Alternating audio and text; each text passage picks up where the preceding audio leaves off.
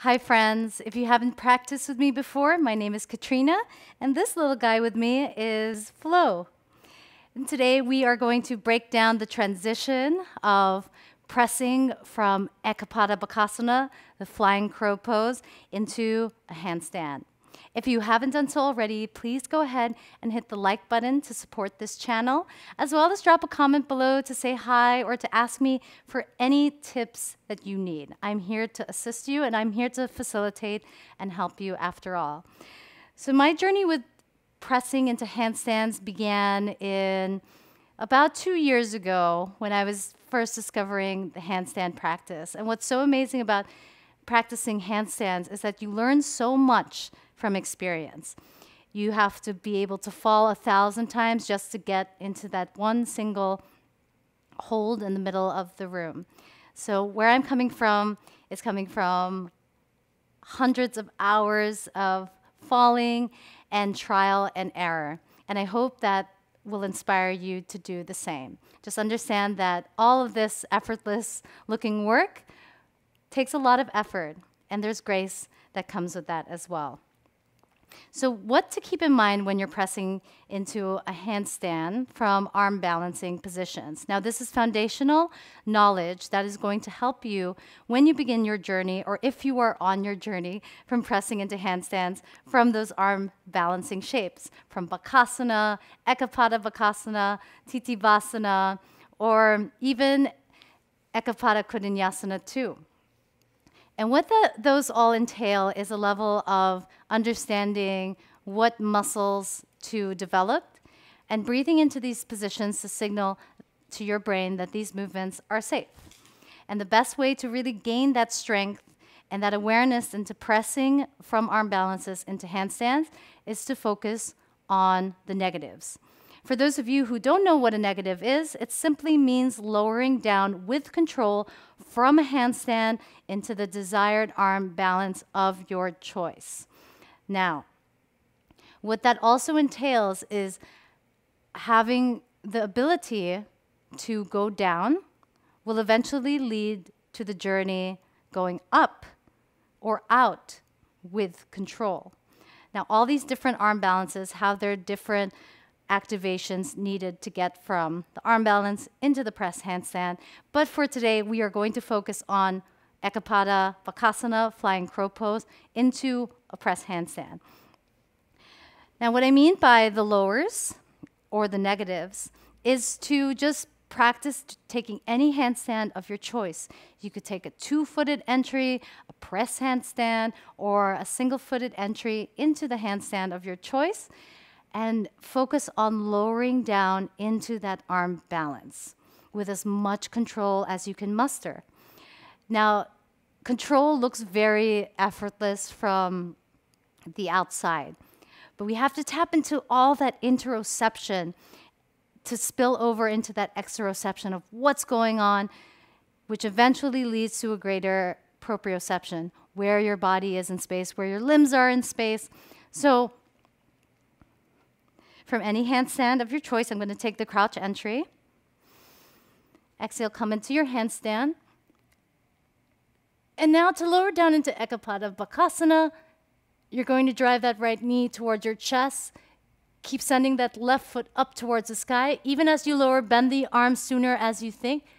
Shift the gaze forward. Pull your chest and heart through. Keep active with that top leg driving up. And then land the right knee down towards the elbow.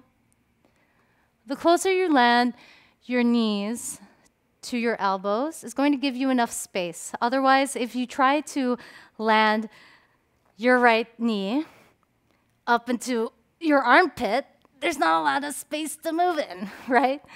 And I had to learn that the hard way as well. After all these failed attempts of landing with control, I realized I need to give myself more space to make that landing, right?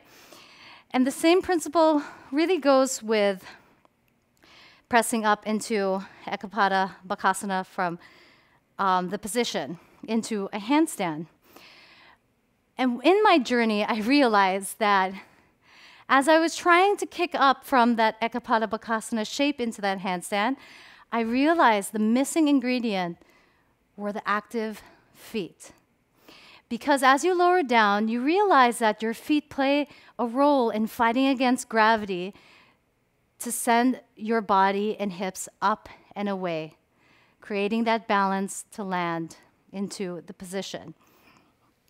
So what I mean by that is, if you come into a downward facing dog, and I personally love to enter this transition from downward facing dog, I lift my right leg up, I bend my right knee towards my chest, creating that active compression. Then I shift forward, I land my right knee closer to my elbow as the left leg reaches up. But from here, right, if I only push with no active legs, gravity is going to remind me that it simply isn't going to work. What that means is that the legs have to be super active and engaged. The legs have to move up and over. Think up and over as you create that torque in the arms. And what I mean by that torque is this external rotation of the shoulders. You know that cue, wrap your triceps back and in, spin the eyes of the elbows forward. That torque. You want to imagine that your arms are like a wet towel that you're trying to dry off. And creating that torque is going to help activate and recruit all that strength needed to press up from Ekapada Bakasana, from Bakasana, any arm balance into a handstand. Now I'm going to show you what that's like with active legs here. This movement takes a lot of coordination. So with coordination, that goes with time and practice. So give yourself grace to explore. So from downward facing dog, my right leg lifts. I bend my right leg.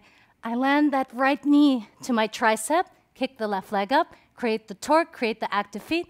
Exhale to push up. And then what goes up must come down with control. This transition takes a lot of time to get the proprioception down and understood. The legs won't go up unless they're active. So I want you to really either flex your feet or point your feet as you exhale to drive up. Again, the push from the arms isn't going to happen without that torque, that external rotation of the shoulders. And you'll realize that as you play around with that torque in your handstands, arm balances, this kind of foundational knowledge is going to spill over into other areas of your practice. And that moment of realization is going to give you a sense of empowerment, right? And if you haven't been able to lower down into arm balances from handstands, I have a couple of links in the description box below, as well as tutorials, and as well as strengthening and compression drills for your press handstands of choice.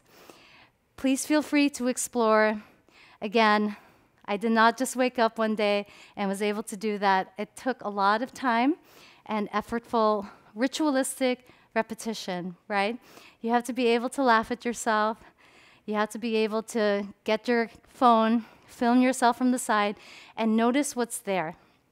There's a difference between being critical and being honest. So I want you to just be honest with yourself and not too hard on yourself, because that's not yoga if you're being so highly critical of yourself, right? We have to be able to recognize these patterns and be able to tweak those patterns as we slowly move forward in the journey.